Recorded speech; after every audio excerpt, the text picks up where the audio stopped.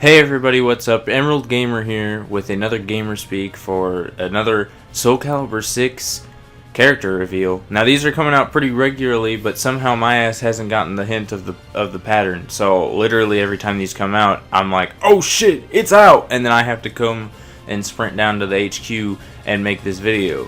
But anyway, we're going to take our sweet time even though we're on a bit of a time crunch today. But it doesn't matter, because I'm excited, and I'm hyped, and anything for Soulcalibur at this point, let's be real.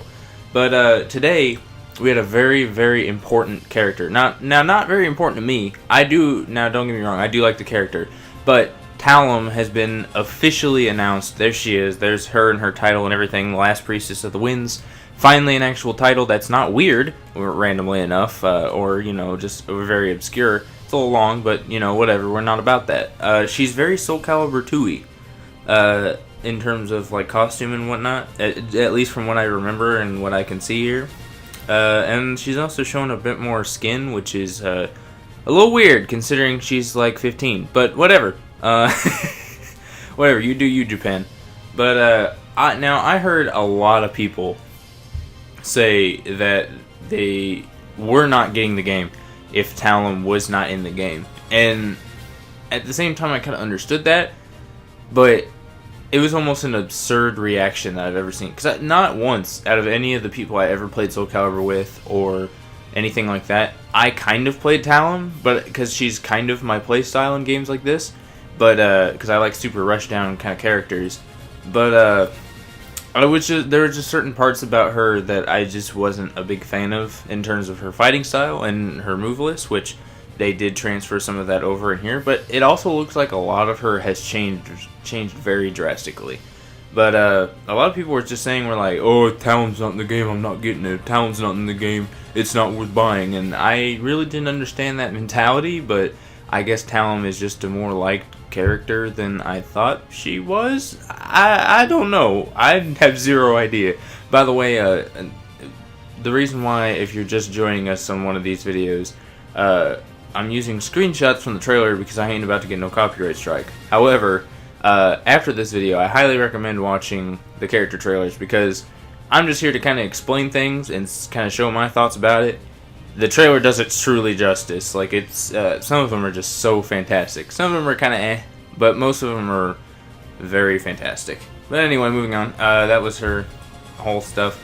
Immediately, like the very first thing they show, in like her, we all know the format by this point. If you've been watching these videos, the format is literally the exact same. They show the splash screen, they show the character concept art with the thing, and then they show the intro, do some combos, do a super combo, do like the clash thing followed by a new combo, and then they show us the super and then the ending, and then it's done. Like, that's literally it. But this time you can tell that they definitely put a lot of work into this character, because Talim was not in 5, but as far as I know, she was in 4, and she was very bland, like, as a character. Like, there was nothing super interesting about Talim in 4, if she was even in 4. Maybe I'm on crack right now, but I'm pretty sure she was kind of like one of those, like, just kind of thrown in characters. She wasn't any different, she was really boring. But now, she's back, and she straight up has wind moves. I never understood it. Her whole character is about, like, wind. Like, literally, she has a soundbite where she just fucking, if I'll find it, I'll put it up. I'll play it. But she just, like, jumps in the air and goes, wind! And I'm like, okay, well, what? That has nothing to do with what you're doing. What? Hello? You're not doing anything wind-based. But no, the first thing in the trailer, after they fucking show off her intro, she just straight up Rasengan some poor bitch. I don't remember who he's fighting. I think Siegfried. Sorry, Siegfried. But, fucking holy, or no, it's Zaslamel, I think. But fucking, she just straight up just like fucking shoots wind out of her hand, like fucking like Rasengan basically from fucking Naruto, and she's like hold this real quick, and she just fucking, they just go flying. There's a lot of knockback to her now, and it's really amazing. And then other than that, she's kind of got like her grab. She's got like a new grab, I guess, where it looked like a command grab almost, but I'm pretty sure it was just like a side grab. But like, she just basically like twisted you around her body and then just fucking slams you on the ground with everything she's got. She's fucking strong for like a little fucking girl. I don't understand. There should be more logic in fighting games. No, not really. But moving on. She's still got that move I was talking about that I really hate, but I was gonna explain later. Explain that now.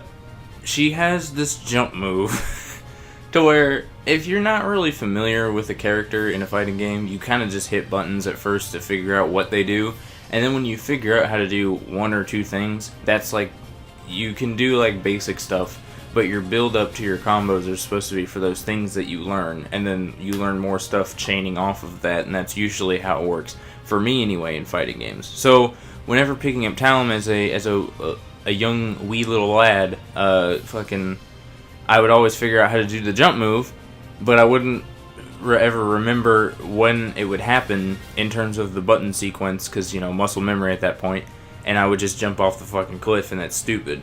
But at the same time, it's a really helpful move if you're not, you know, on the cliff.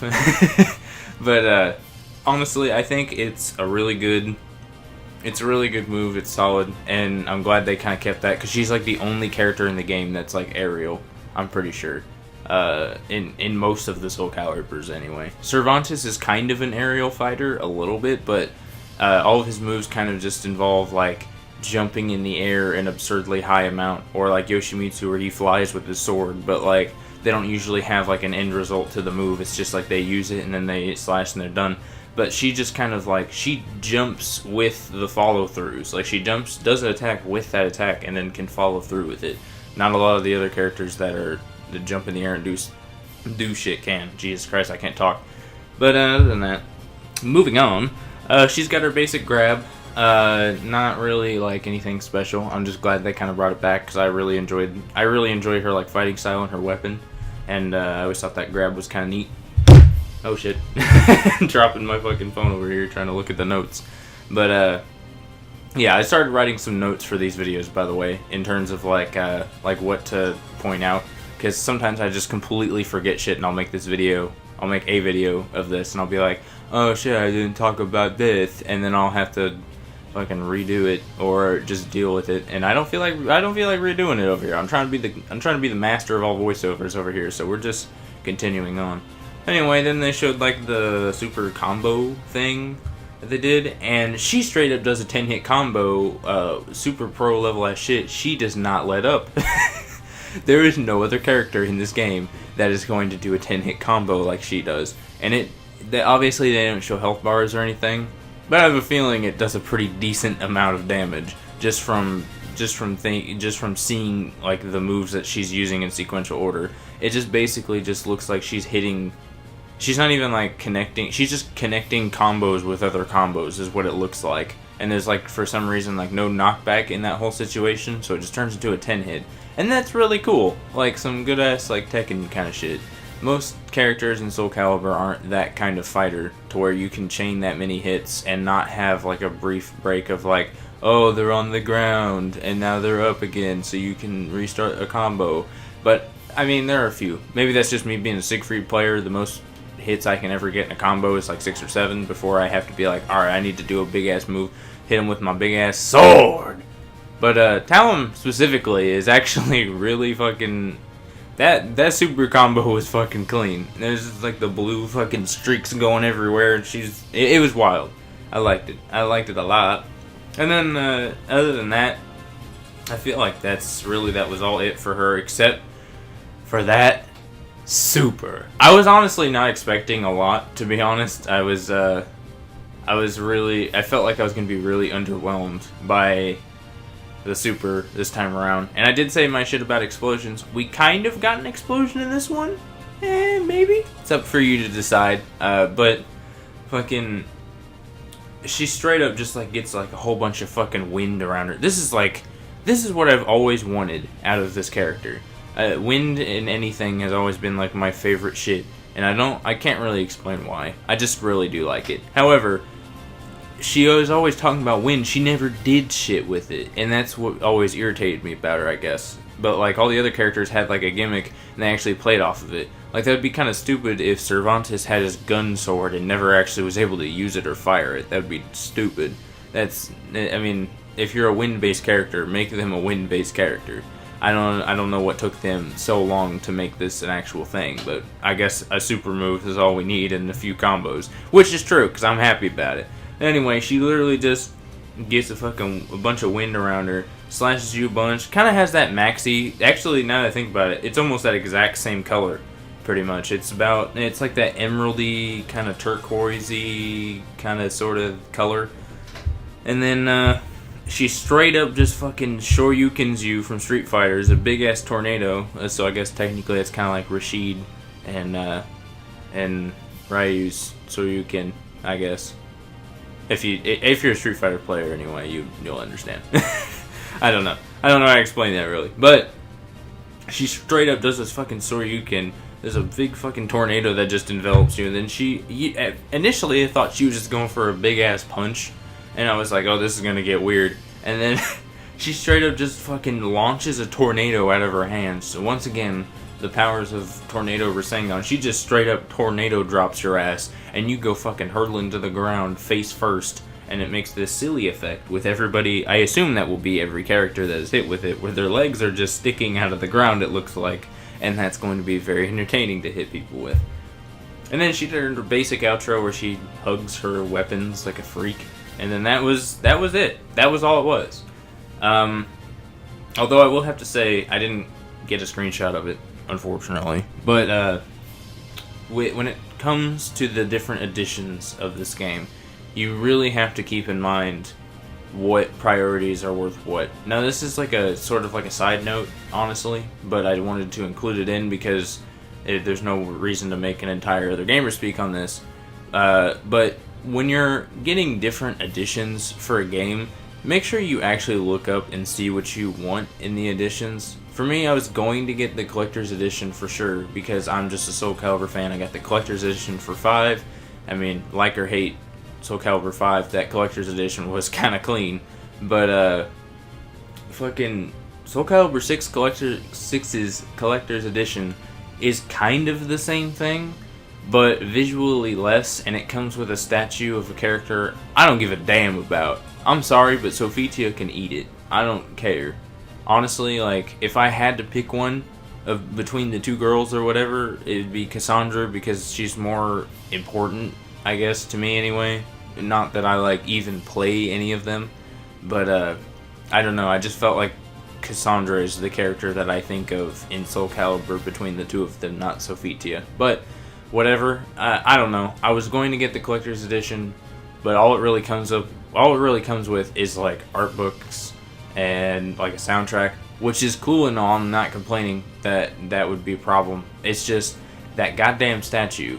Why would they pick Sophitia out of all the different fucking characters in this game? I would have been okay if it was just a fucking what's the dumbest character I can think of? No offense to anyone, but fucking Astaroth. If it was an Astaroth statue, I'd get it over Sophitia. I don't care about Sophitia. Why did they pick her? She's not even a main point in the story mode as far as we know anyway, because it's about Keelik and Grow or Graw or whatever the fuck how you say its name. But I don't know. Maybe I was just me hoping for a Siegfried statue, but or a Nightmare even. But other than that, that's all the collector's edition comes with, I'm pretty sure. And it doesn't even come with the season pass. So, the digital version the digital version just is the deluxe edition. That's the highest you can get digital, I can only assume. But with the digital deluxe, or just the deluxe version, you get the Steelbook, DLC, like the season pass for all the DLCs, at least for the first wave of it. And let's be honest, there's probably only going to be one wave. But other than that, it's just like some extra little bonus stuff here and there. And they even announced the other day that certain places, depending on where you pre-order it, it might even be all places, you still get like a little tiny like 6-inch, not like 6-inch, I don't remember how big it was, but it was a pretty decently sized, it was like a 3.5-inch statue, or like a 5-inch statue of something. They didn't say what it was, but that was just apparently a confirmed reward bonus reward for actually pre-ordering the game physically. So honestly, fuck that statue. And that's really all I have to say for the day. Thank you guys for watching. I hope you guys enjoyed. Please like and subscribe and hit the bell and do everything that possibly could help us out, maybe, if you're feeling it. And if it was your first time, watching a video of ours, feel free to check us out. We got tons and tons and tons of binge watching material. So if you're really into that kind of stuff, which I know you all are, just check us out. And that's all I gotta say. Twitch and Twitter in the description. See ya!